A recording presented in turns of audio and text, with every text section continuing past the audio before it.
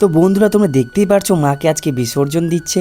তো তোমাদেরকে বলে রাখি কৃষ্ণপুর শ্যামাকালী মাকে আজকে বিসর্জন দিবে। তো সেই ভিডিওটাই তোমাদের কাছে দেখাবো, তোমরা দেখতেই পারছো বন্ধুরা।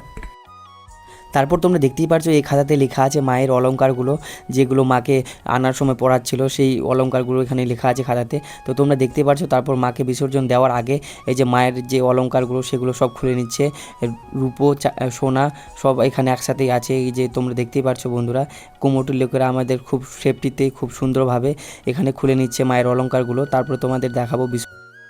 আর যখন মায়ের অলংকারগুলো খুলছিল তোমরা দেখতে পারছো বন্ধুরা, পুরো সেফটিভাবে খুলছিল, কারণ যে লোহার যে গ্রিল গেট আছে সেগুলো পুরো বন্ধ করে দিয়েছিল। বাইরের লোক দেখতেই পারছো বন্ধুরা, একটাও ঢুকতে পারবে না। তোমরা বুঝতেই পারছো বন্ধুরা, কারণ রূপো সোনার ব্যাপার আছে এখানে, একটু কিছু হয়ে গেলে। তারপর তোমাদের বলে রাখি বন্ধুরা, এই যে মায়ের যে এতগুলো সোনা রূপো তোমরা দেখতে পারছো বন্ধুরা, এতগুলো সোনা রূপো সম্পূর্ণ জমা থাকে কিন্তু আমাদের এই পাড়ার মডেলের কাছে। পাড়ার মডেল হচ্ছে আমাদের কৃষ্ণপুরের শ্যামাকালীর পাড়ার মডেল হচ্ছে আমাদের হচ্ছে রঞ্জনবাবু।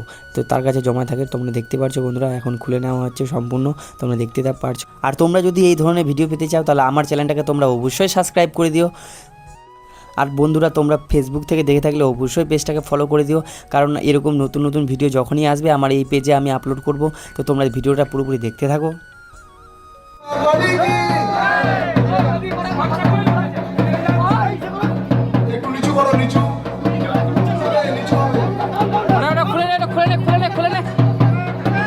তারপর তোমরা বন্ধুরা দেখতেই পারছো লোহার যে সামনের গেটগুলো ছিল মাকে বের করার সময়, এই যে পেছনের চালিটা যদি না খুলতো কুমুরটির লোকেরা তাহলে এইখানে বেঁধে গেছিলো বন্ধুরা, তোমরা দেখতেই পারছো।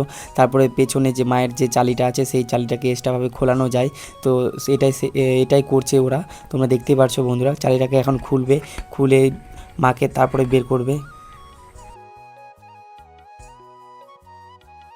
তারপর তোমাদের দেখাই যে মাকে বিসর্জন দেওয়ার সময় মায়ের গেটের সামনে মাকে 3 পাক ঘুরিয়ে এই যে মাকে এখন বিসর্জন দেওয়া হবে।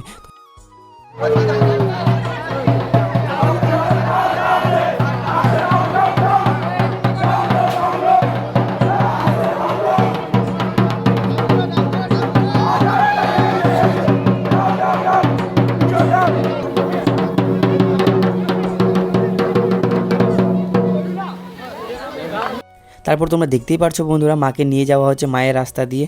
এই যে বন্ধুরা আমাদের এই যে ধান লাগিয়েছে, ধান বাড়ির মাঝখান দিয়ে মাকে নিয়ে যাওয়া হচ্ছে, কারণ এই মায়ের রাস্তা এটাই। তারপর তোমরা দেখতেই পারছো বন্ধুরা, এই যে এই দাদাগুলো কিন্তু আমার ভিডিও দেখে এরা বুঝে, তাই জন্য ক্যামেরার মধ্যে হাই দেখালো।